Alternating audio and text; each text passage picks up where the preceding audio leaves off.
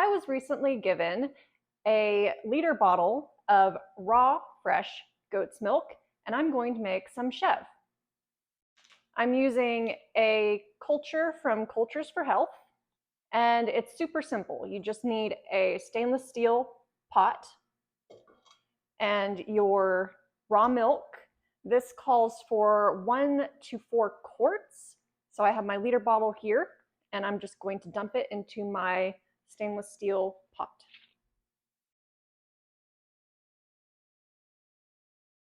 Next, we want to heat this very slowly to 86 degrees.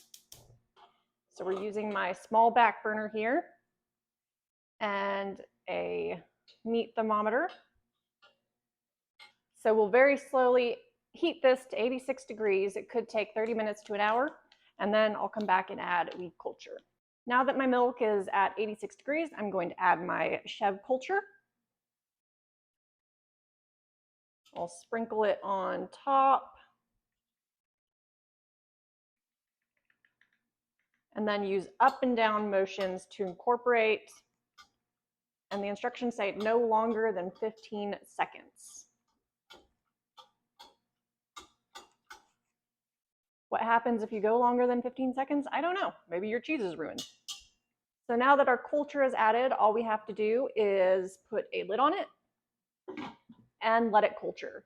The instructions say to let it culture at 72 to 80 degrees for about 12 hours. It's colder than that in my house, so I imagine it'll take a few hours longer.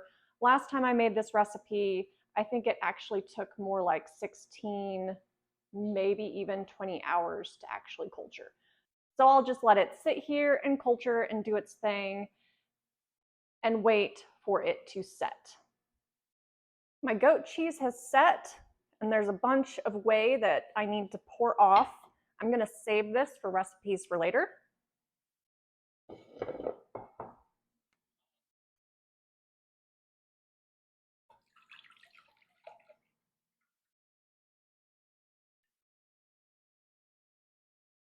And we're left with a blob of cheese that we're going to pour into some cheesecloth and drain it off even further.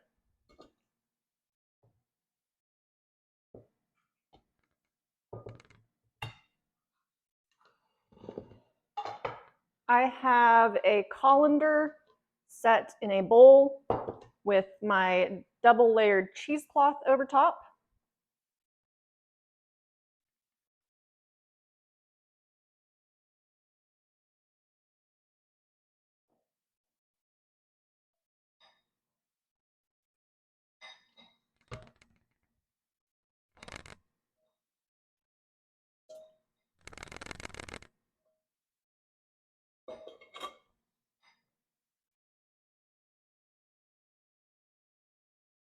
And I'm going to take the cheesecloth. You could twist it or tie it.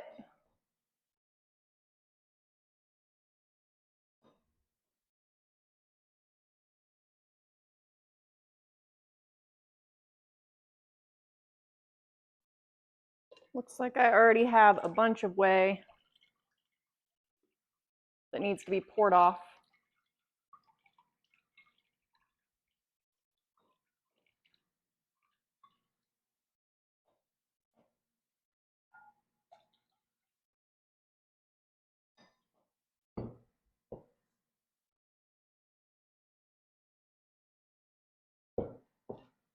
And I'm going to let this drain for probably 12 hours. It just depends on how much liquid you want in your final cheese. And I'll keep watching it, making sure that the liquid level doesn't overflow in the colander, and keep pouring it off. So I'll set this to the side and let it get to the consistency that I want, and I will show you what the end result is. Here is my cheese after I let it drain.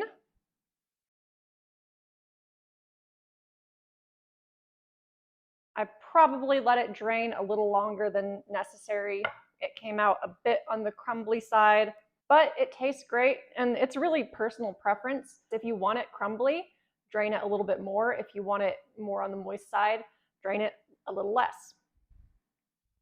Last time I made goat cheese, it spoiled relatively quickly, so I'm going to salt half of this and put it in the freezer, and the rest I'm going to enjoy fresh.